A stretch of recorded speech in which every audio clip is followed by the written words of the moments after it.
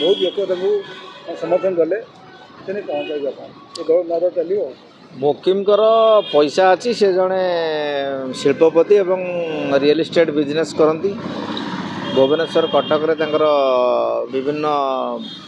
जो business organisation अच्छी metro group ना रे सभा समिति करिवारे रैली करिवारे किसी असुविधा हेनी मुकिम बाबूंकर जाजपुर कौन सारा ओडिशा से बुली करें किंतु घटना हूँ जे तांकर जो रिजनल पार्टी से गोटे करिसंती ओडिशा जनता कांग्रेस तार भविष्य कौन हम आम जदि ये कथा को देखा जे अतीत में ओडिशा रे बहुत गुड़े आंचलिक दल होइछि बिजू बाबू ठारू आरंभ करी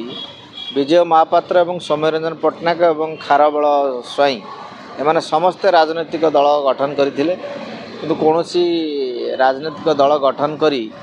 से सफल होना परवर्ती अवस्था से पुणी एक जातीय दल बा अन्य दल रे जोग देइछन किंतु ओडिशा रे कौन होची ना गोटे समय थिला जेतबेले आंचलिक दल को गठन कले तार सफलता मिलुला से समयटा थिला जेतबेले बिजू जनता दल गठन होइतला सेतबेले बिजू बाबू चलीगला परे कांग्रेस रो जो ग्रहणीयता कमी थिला से समय कांग्रेस लोकों द्वारा प्रत्याखित होला परे बीजेपी रो किसी संगठन ओडिशा रे नथिला तेणु गोटे नुआ आंचलिक राजनैतिक दल जो गठन है ओडिशा रे बिजू बाबू ना ता दाना धरला और परवर्ती अवस्था नवीन पट्टनायक जो आसिले ओडिशा को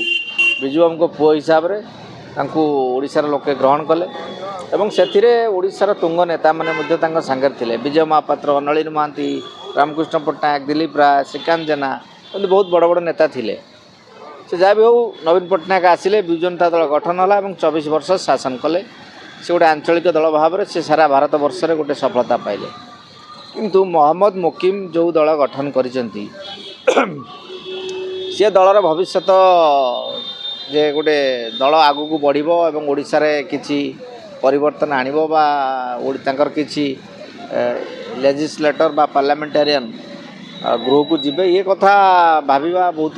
डिफिकल्ट कारण ओडिशा रो जा राजनीतिक स्थिति वर्तमान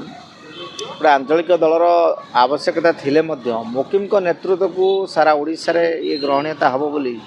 विश्वास योग्य हो पारुनी एथिपाई जे मुकिम तांकर कटक रे भल संगठन अच्छी बा कटक को नहीं जड़े नेता भाव से परिचित राज्य स्तरीय नेता भाव से ग्रहणीयता एपर्यंत मुकिम कर है नहीं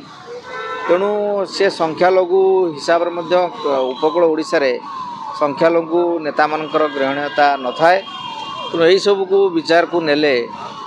जे मुकिमकर दल दाना बांधिबो बा गोटे किसी राजनीतिक सफलता पाइबो यह कहीं मो दृष्टि देखा जाऊ नहीं।